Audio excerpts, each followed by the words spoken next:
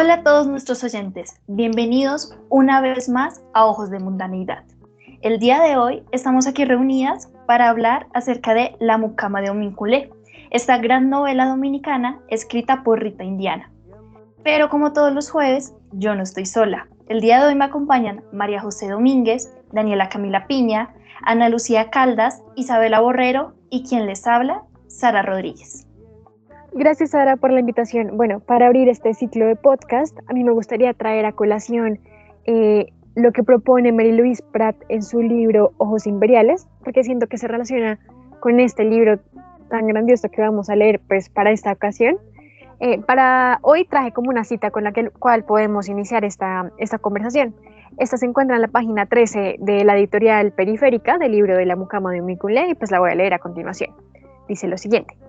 Para su jefa, una mariposa negra era un muerto oscuro, un bombillo fundido, Changó que quiere hablar, y la alarma de un carro en la calle al final de un rezo, la confirmación de que su petición había sido escuchada. Bueno, frente a esta cita, siento que se puede relacionar con lo que propone Mary Louise Prat con el concepto de zonas de contacto. En primer lugar, ella plantea un tema frente a las transiciones históricas.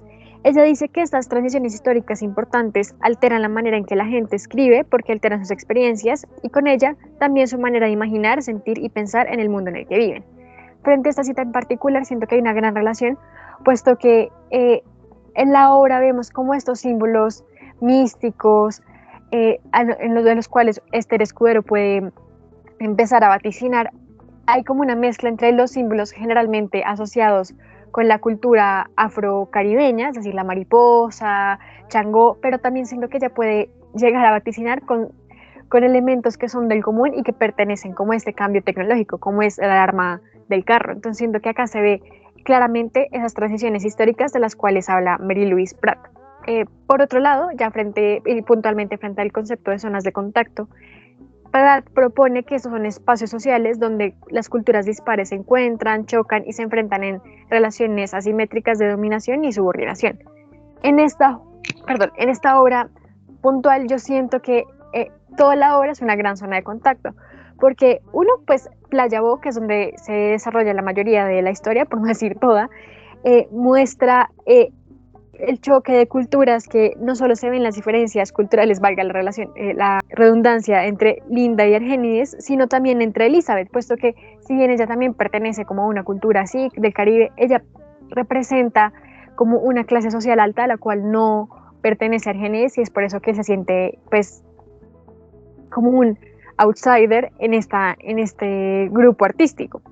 También siento que esta zona de contacto se ve en la obra con el pasado en el que, digamos, vive Argénides, puesto que hay como un choque cultural entre el francés, que es Combeferre, el negro, Argénides, el capitán, como que entre ellos es muy curioso, puesto que vemos este choque, sobre todo las relaciones de subordinación que hay entre el capitán, el francés, el negro, el indígena, que también pertenece a este pasado. Y ya por último, hay un concepto el cual habla Mary Louise Prat que se da en estas zonas de contacto y es el concepto de transculturación. Acá hay muchos elementos en la obra, por eso es que creo que frente a este punto no voy a traer una cita en particular, pero siento que se ve mucho en la música que escoge Elizabeth para armar su performance artístico. Ella intenta emular esa experiencia indígena con la música que ella trae del Caribe, trayendo pues como esta música indígena, pero ya quiere hacer una mezcla con la música de los 70s de Estados Unidos, que era la música disco. Por eso hay una gran mención en esta obra de una canción, que es la canción I Feel Love de Donna Summer, que pertenece a Giorgio Moroder, con el cual se abre en Estados Unidos esta nueva escena musical disco, que empieza a plantear este nuevo espacio de las drogas, de una música diferente, de la música tecnológica. Entonces siento que hay como una transculturación muy fuerte en esta obra. Cuéntame, Majo, ¿tú qué piensas al respecto? Total, o sea, yo siento que se relaciona muchísimo con lo que tú dices. Y también pensé, ya que mencionas esta transculturación entre lo que es extranjero y lo latinoamericano, en una frase que yo pues encontré en el texto, que es cuando el alemán habla y dice: ¿de dónde sacaste a este muñeco?, dijo el alemán con un fuerte acento y luego riendo. Te va a ir muy bien, en este país ser blanco es una profesión, que está en la página 71. Y pues también lo relacioné con cómo en el texto se relaciona lo que es lo latinoamericano y lo que es lo europeo. Entonces, por ejemplo, también aparece un francés que siempre denomina a República Dominicana como tercer mundo.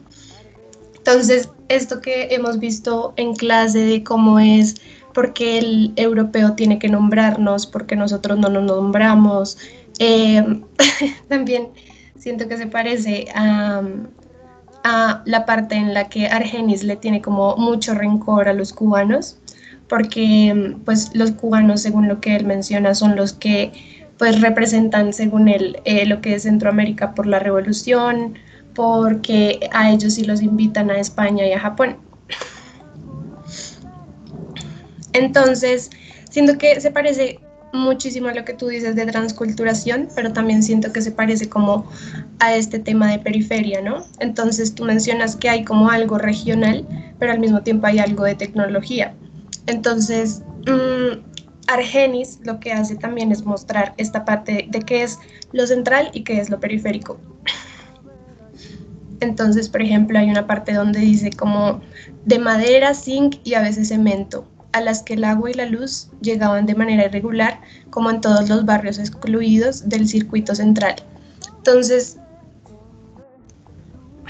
esta periferia yo también la veo que es como de clases sociales. Entonces está como, por ejemplo, Argenis, que siempre ha sido como marginado y pobre y pues le ha tocado duro, y como él está rodeado como de personas de poder, ¿no? Entonces también hay una parte donde él también siente como este resentimiento, donde dice como, pero se creían por haber nacido en la capital bajo un techo de cemento y no de zinc, mejores que todo el mundo. Entonces yo también siento que se parece a todo lo que tú mencionaste, Ana Lu, de lo de la periferia y pues de la transculturación y estas dos mezclas entre las personas que tienen poder y las personas que quieren entrar a este poder. Entonces, Isa, no sé qué quieras decir. Claro, me parece súper interesante lo que estás diciendo. Yo no lo había visto por ahí, pero quiero volver a lo que dijo Ana Lu, porque yo también encontré varias zonas de contacto. Entonces, pues se las voy a mostrar. La primera, y como la más clara de todas, es República Dominicana, como tanto la de la novela como la de la vida real. Es como la zona de contacto por excelencia, porque de contacto, es como una zona de contacto que dentro tiene muchísimas otras zonas de contacto. Su cultura está muy bañada de otras culturas, especialmente de Estados Unidos, pues todos sabemos que en su historia Estados Unidos ha pasado por ahí varias veces, y aparte de eso comparten territorio, comparten la isla, la española, con Haití. Entonces digamos que esta relación que tiene con la cultura estadounidense es muy grande y es muy notoria también, tanto antes como ahorita. Digamos que es algo que continúa. En el libro, Rita nos muestra y nos cuenta como esta dinámica de la zona de contacto en República Dominicana en varios momentos. Pero les quiero mostrar uno que está en la página 49, que dice: en 1606, el gobernador Osorio había mandado despoblar la costa norte de la isla para evitar el intercambio con contrabandistas ingleses, franceses y holandeses, quienes proveían a la población de lo que España no podía. Tras las devastaciones, varios poblados, entre ellos Puerto Plata, donde ahora estaba Sosúa, hago referencia en Sosúa, te vuelvo Sosúa, se convirtieron, gracias a su abandono militar y civil, en refugio de franceses, ingleses, náufragos y esclavos cimarrones que se unían para sobrevivir. Entonces, bueno, aquí está como Sosúa, como la gran zona de contacto también del libro, como ya dijo Ana Lu, pero digamos que República Dominicana es una zona de contacto que no es solo imaginaria en el libro, sino que pasa pues históricamente a ser real y a ser totalmente una zona de contacto. Ahora dije que iba a volver a Sosúa, ¿no? Más adelante en la página 67 nos explican que Sosúa queda en República Dominicana, como cerrando este ciclo de Rita Indiana contándonos pues como la historia de República Dominicana por medio de su libro también. Y Ana Lu mencionaba algo de lo místico y de estas transiciones históricas, que también lo menciona Pratt. En realidad toda la novela estaba muy llena pero como quito estas transiciones históricas y también lo místico yo lo encontré, pero más relacionado con como la combinación que hubo entre pues, como entre las religiones y que incluso se sintió un poco como si fuera legal, como si fuera obligatoria esta unión. Se los va a leer en la página 37. Asilde llega a Villamella y esa es como también la gran zona de contacto en donde aparece como esta unión de las religiones y dice: el presidente Bona declaró como religión oficial las 21 divisiones y su mezcla de deidades africanas y santos católicos.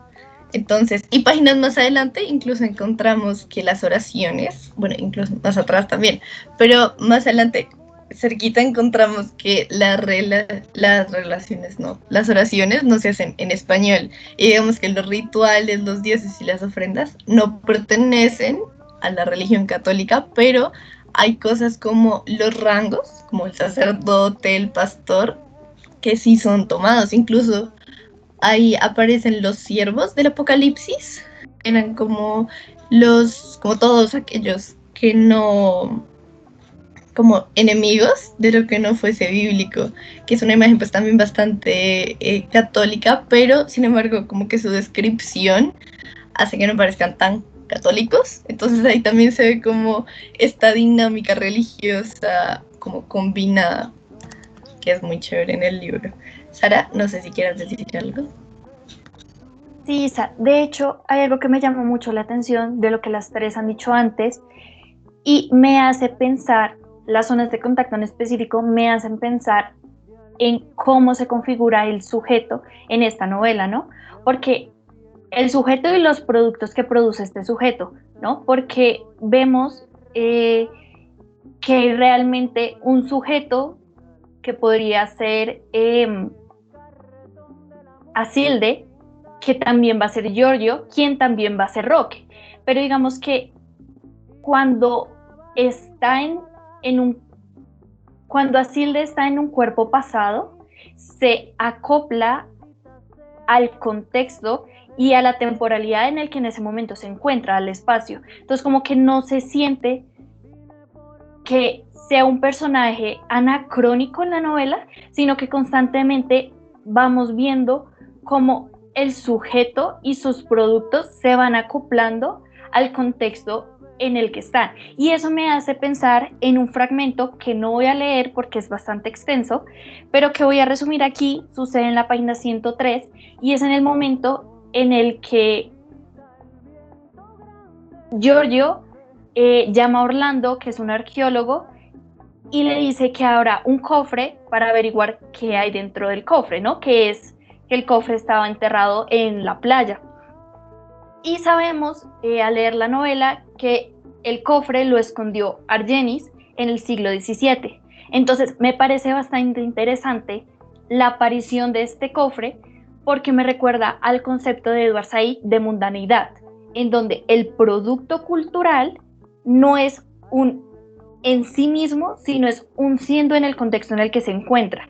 Y es en relación en este contexto en el que se va a ir transformando. Entonces me llama mucho la atención porque Argenis creó estos 7 grabados en el siglo XVII, pero de todos modos no es en el siglo XVII donde van a tomar lugar, sino es hasta el principio, finales de los años 90 y principios de los años 2000, en donde ellos van a seguir siendo en un contexto y se van a transformar y van a tomar otra capacidad, van a tener otro valor, tanto económico como cultural, que le va a permitir a Giorgio hacer diferentes cosas y le va a permitir a la sociedad pensar de diferentes maneras, ¿no? Porque un descubrimiento fue que al ver esos grabados decían, es increíble ver algo del arte, algo del estilo de Goya, en un tiempo que todavía no es de Goya. Entonces, como este manejo de la temporalidad y del espacio es bastante interesante en la novela y cómo se construye el sujeto en ella. ¿Tú qué piensas, Majo? A mí me parece súper interesante lo que mencionas y más que todo porque esa parte se me hizo re triste, la de Argenis cuando le quitan el cofre. Pero lo que yo quería como relacionar era como lo que mencionó Isa sobre lo de lo ancestral y lo que es como lo ritual, y pues yo siento que eso se parece un poco como a una ciudad letrada, o sea, porque los que hacían los rituales y los que mencionaban estas palabras en otro idioma, los que hacían los cantos y los ritos y todo eso, era Eric, Esther y Nenuco. Y eran personas con poder, personas que tenían mucho dinero. Entonces, más que todo que pensar que, bueno, una ciudad letrada es algo que tenga que ver con el dinero, es más que todo como pertenecer a esta élite, ¿no? Como pertenecer a algo que es una otra edad. Entonces, a mí me pareció súper interesante eso, que fueran ellos, que se supone que son personas de muchísimo poder, que podían tener estos vínculos que, como decía Nalu, es algo como transcultural entre lo que es lo ancestral y al mismo tiempo como el dinero. Entonces, pues eso me pareció interesante y es como, pues sí, eso. No sé qué quiera añadir Piña. Creo que con todo lo que estábamos hablando, creo que lo podemos relacionar con las mitologías de Bartes. Creo que es muy importante y es muy interesante ver cómo se relacionan los personajes y cómo podemos hallar estos lugares de encuentro. Como había mencionado Sara hace poco, tenemos este personaje que logra mostrarnos también este cambio de sentido. Entonces, cómo esta transformación en la novela de este personaje pasa del sentido obvio, un poco estereotípico, que podemos relacionarlo con el ser mujer, y tenemos toda una escena en la que este sentido que se conocía pasa a otro, a un sentido, a un mito, a este hombre que siempre había estado ahí. Es una escena de destrucción de significado bastante gráfica, si lo podemos llamar así. Y también nos podemos preguntar con esta escena qué es lo que se nos puede decir de la sociedad, de esta ciudad letrada en la que nos encontramos, en la que se desarrolla la novela, que se pueda dar esta posibilidad de un cambio como algo comercial. No sé, Ana Lu, ¿qué opinas de esto? Me parece súper interesante lo que mencionas, Dani, porque siento que frente a las mitologías de Bartes, nosotros podríamos incluso pensar que hay personajes en esta obra que pueden ser casi como un mito. Es decir, yo pienso, por ejemplo, en el personaje de Elizabeth, otra vez trayendo a colación este personaje, porque siento que ella representa el mito del artista burgués que realmente no se interesa como por el arte per se, sino simplemente como que ve en el arte una manera de como si el arte fuera un bien más dentro del cual puede ella comercializarlo. Es decir, ella ve el arte como un medio con el cual ella puede hacerse aún más rica, más en sí no le interesa, digamos, el arte como un medio de transformación social, como si lo puede ver, por ejemplo, Linda. Y siento que si hacemos casi como un análisis mitológico, como lo hace Barthes de este personaje, vemos que ella en sí es como un gran estándar de como un artista casi del siglo XXI, que viene de una familia pudiente, que incluso no elige el arte porque lo ame, como si lo hace Argenis, sino que ella lo elige porque es un medio en el cual ella simplemente puede entrar a este sistema de consumo capitalista. Por eso es que ella no se casa con una manera de hacer arte puntual, como si lo hace pues Argenis, sino que ella incluso experimenta por varios tipos hasta que le pega más o menos al perro, por usar esta frase un poco coloquial, porque siente que es la mejor manera en la cual ella se puede hacer a conocer, pues dar a conocer, incluso puede como aprovechar la oportunidad de ser mejor artista que los demás de su ciclo o pues de su círculo artístico de la Playa Bo. No sé qué piensa Sara al respecto. Cuando comenzaste a hablar, Ana Lu, de que hay estos personajes que pueden ser muy míticos, yo también me puse a pensar en Argenis, ¿sabes? Porque es bastante interesante, pensándolo de alguna forma, como toda su transformación y su desarrollo artístico. Argenis me recuerda bastante el mito de Bart de El escritor en vacaciones, ¿no?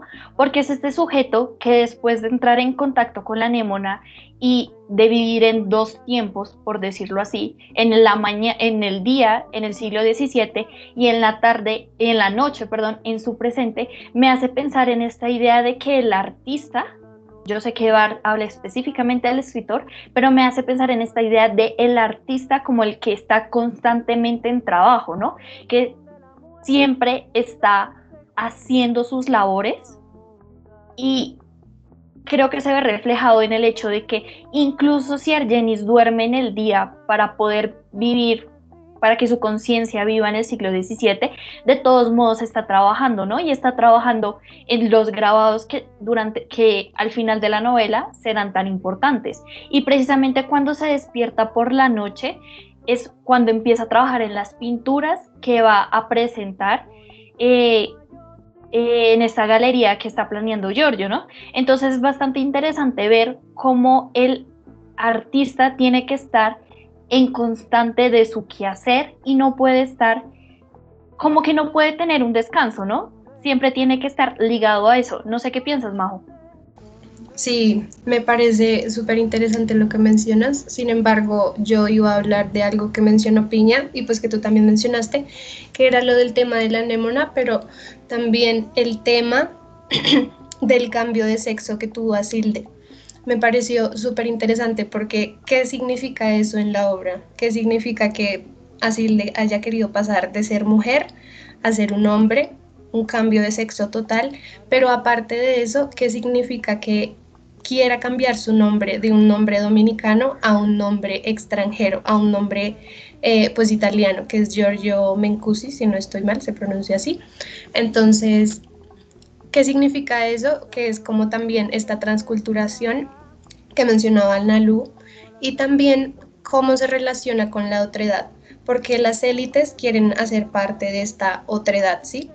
Eso era lo que quería mencionar, también relacionado con lo que habíamos dicho de la subordinación, de cómo se ve el europeo frente al latinoamericano, al dominicano también, y porque Asilde quiere arrancar sus raíces dominicanas. Entonces, eso por un lado, y había otra cosa que quería mencionar, pero si quieres habla primero Piña y ya lo menciono. Creo que con lo que estábamos comentando ahorita, estamos como evidenciando todos estos choques de sentidos, como estas ideas que pueden parecer que las tenemos claras, pero vamos como mirando poco a poco que van transformándose entre sí. O sea, no es como pensar que todo se está quedando completamente estático, sino es este constante cambio en lo que los sentidos se van transformando, van chocando unos con otros, incluso con el mismo uso del lenguaje, como habíamos mencionado hace unos momentos atrás, como todo esto van dando cuenta de qué es lo que se está contando. Entonces me parece muy interesante y creo que Isa también nos quiere hablar un poco más acerca de esto. Yo quería decir una cosa chiquita, y es que para mí esta otra edad que decía Majo es como otra edad deseada, como que de alguna manera sí,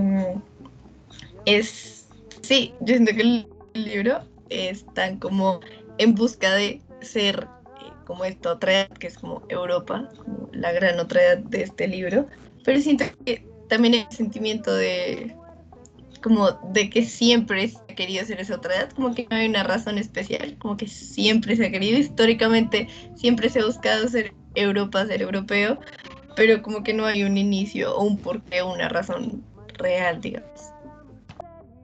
No sé si quiera comentar algo más. Yo iba a hacer como otra pequeña, ya me acordé que iba a decir, era sobre la ciudad letrada también. Nosotros vimos Ciudad Letrada con Erna, pero en cuanto a Gabriela García Márquez y la literatura.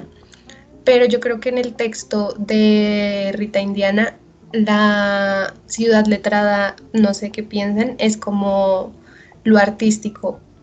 Entonces estaba pensando en que cómo Argenis quería entrar a esta ciudad letrada que es como el mundo social donde se va encontrando la clase social alta, sobre lo que es ser un buen artista y todo esto, y cómo él se ve frustrado al respecto, y cómo Argenis como Asilde ya hace parte de esa ciudad letrada sin haberlo intentado tanto como Argenis.